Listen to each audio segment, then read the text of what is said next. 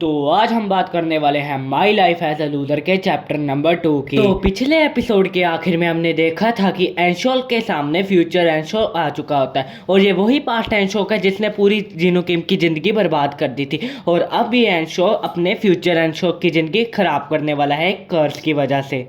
तो एपिसोड की स्टार्टिंग में फास्ट एंशोल अपने फ्यूचर वाले सेल्फ से बोल रहा होता है कि लगता है कि तुम मार खाने के लिए बहुत ज्यादा फड़फड़ा आ रहा है। फिर इसके बाद जीनो की मतलब अपने फ्यूचर एंशोल की अच्छी तरह से धुलाई होती है जो कि कर रहा होता है फ्यूचर वाला एंशोल, और पास्ट वाला एंशोल जीनो किम की भी ऐसे ही धुलाई करता होता था। और इसका रीजन था कि उसके पास कोई रीजन ही नहीं होता था, मतलब कि अपना जीनो फालतू में मार खाता रहता था। और अभी एंशोक जेंग बिना फालतू के ही खुद से ही खुद मार खा रहा होता है। खुद मार खा के एंशोक अपने मन में बोल रहा होता है और उसको एक पास्ट का सीन याद आता है, क्योंकि मैं अपने से कमजोर बंदों को हमेशा से मारता रहता था। मेरा मानना था कि मैं हमेशा एक राजा की तरह रहूंगा, क्योंकि जो ताकतवर होता है सारी की सारी इज्जत उसी को मिलती है। लेकिन लूजर्स लोग को मेरी बात समझ ही नहीं आती थी और ना ही कभी वो मेरी बात को समझ सकते थे, क्योंकि लूजर्स को हमेशा फ्यूचर की चिंता रहती है और मुझे किसी भी बात की चिंता नहीं थी, क्योंकि मैं पावरफुल था और खुश था। और मैंने अपने नाम के डर को बैठाए रखने के लिए MMA भी ज्वाइन किया था। MMA में मेरा प्रोफेशनल बनने का कोई भी इरादा नहीं था, वो सब तो मैं बस मजे के लिए कर रहा था। और जो बड़े लोग थे उन्हें अच्छी तरह पता था कि मेरे जैसा बंदा बड़े होके क्या बनेगा और कैसा बनेगा, और मैं भी ये बात सोच रहा था कि हाई स्कूल के बाद मैं कैसा बंदा बनूंगा और क्या बनूंगा। और जैसे ही मेरी ग्रेजुएशन पूरी हुई तब तक मैं एक प्रोफेशनल फाइटर बन चुका था, क्योंकि मुझे लोगों को मारने में काफी ज्यादा मजा आता था। मुझे कामयाब बनने के लिए काफी ज्यादा बुक्स पढ़ने की जरूरत भी नहीं थी। जो मैंने फाइट करके काफी सारे पैसे कमाए थे उनसे मैंने एक स्टोर खोल लिया, और मैंने बिल्कुल भी नहीं सोचा था कि फ्यूचर में मेरे को वो लूजर वापस मिल जाएगा जिसको मैंने इतना ज्यादा परेशान किया था। मेरी जिंदगी एकदम मक्खन जैसी चल रही थी, और मैंने सुना था कि जीनू किम ने अभी तक एंट्रेंस एग्जाम भी नहीं पास किया कॉलेज का। मुझे उसके लिए थोड़ा बुरा लग रहा था, इसलिए मैंने उसको थोड़े पैसे भी दिए थे टैक्सी के लिए।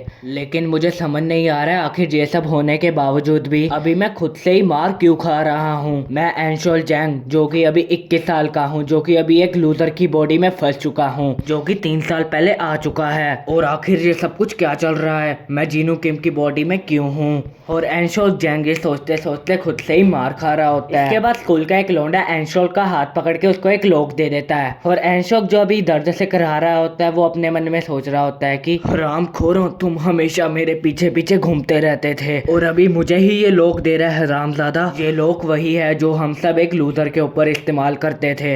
इस हरामजादे को तो सही से ही लोक देना भी नहीं आता।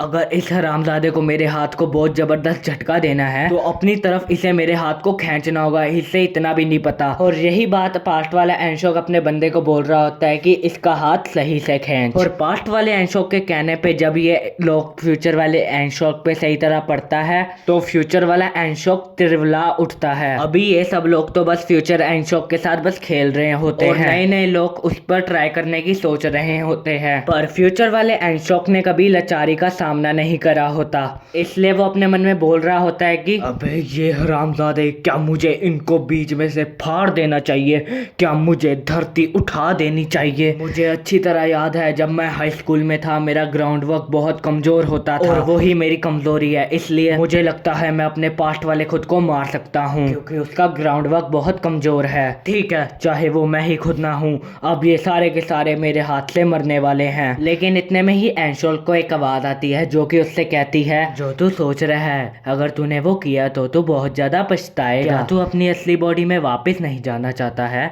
एंशोल अभी इधर उधर देखने लग जाता है और अपने मन में कहता है, क्या क्या कौन है यहाँ पे, ये आखिर ये आवाज किसकी थी। लेकिन जो अभी पास्ट वाला एंशोल होता है उसका अभी मन भरा नहीं होता, इसलिए वो जीनू किम के पास आ रहा होता है, मतलब फ्यूचर एंशोक के, और कहता है, मैंने पहले कभी के किसी के ग्लाइंग चोक नहीं मारी है, लगता है मुझे इसको एक बार ट्राई करना चाहिए।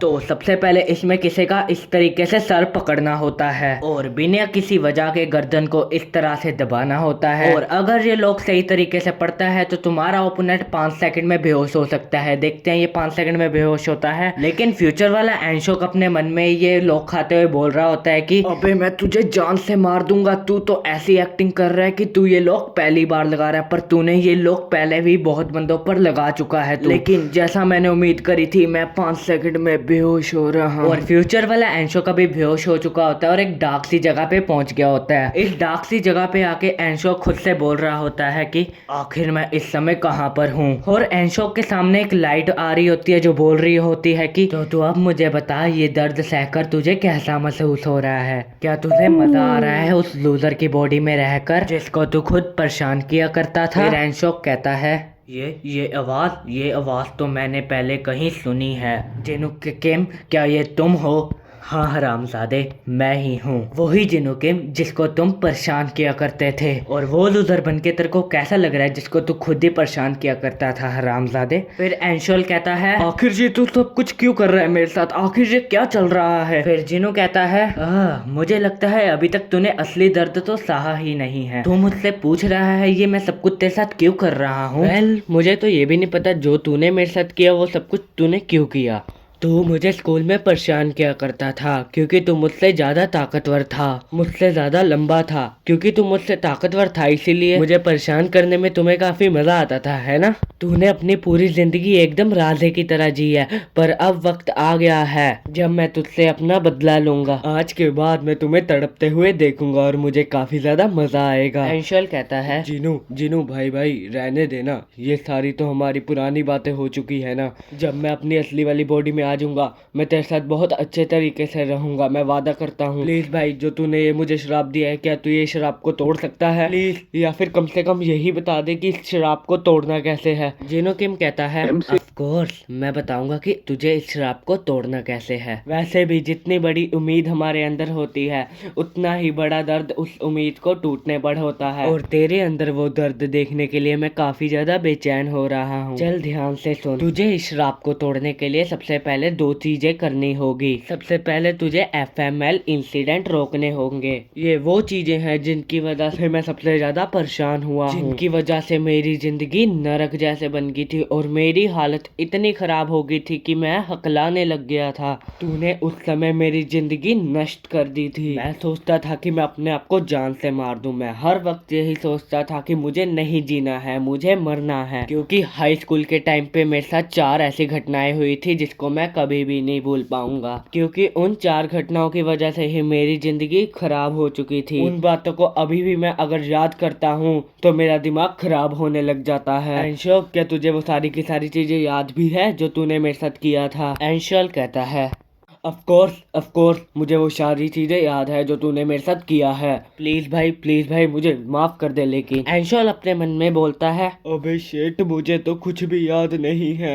ये क्या 4 घटनाओं की बात कर रहे हैं? मैं तो इसको हर दिन परेशान करता था। वो कौन सी 4 घटनाएं हैं? क्योंकि मैं इसको हर दिन परेशान करता था तो मैं वो 4 घटनाएं कैसे याद कर पाता? लेकिन एक सेकंड, मैं और मेरे दोस्त इसको स्कूल टाइम पर परेशान किया करते थे। मुझे बस अपने आप को रोकना है इसको परेशान करने के लिए, ठीक है? मैं उन सबको फाड़ के रख दूंगा, चाहे वो मैं ही क्यों ना हूँ। मैं उन सबको फाड़ दूंगा कि वो जिनोकिम को परेशान ना करें, और मैं चुपचाप से अपनी बॉडी में वापस चला जाऊं। मैं पास्ट वाले एंशोल से माफी मांगना चाहता हूँ क्योंकि मैं उसको मारने वाला हूँ। इतने में ही जिनो कहता है तू उन सबको फाड़ने की तो नहीं सोच रहा है? ये सुन के एंशोल की फट चुकी होती है और जिनो वापस से बोलता है तेरा मिशन ये है कि जो मेरे साथ 4 स्पेसिफिक घटनाएं हुई थी तूने उनको रोकना है, और अगर तूने उन सारे बंदों को, मतलब खुद को और खुद के साथ वाले बंदों को मारा तो वो सारी की सारी घटनाएं घटेंगी ही नहीं। और अगर तूने उनको मारा तो पास्ट वाला तू और उसके दोस्त सारे तुझसे डरने लग जाएंगे। इसका मतलब जो 4 मेरे साथ घटनाएं हुई थी वो कभी भी नहीं हो पाएगी।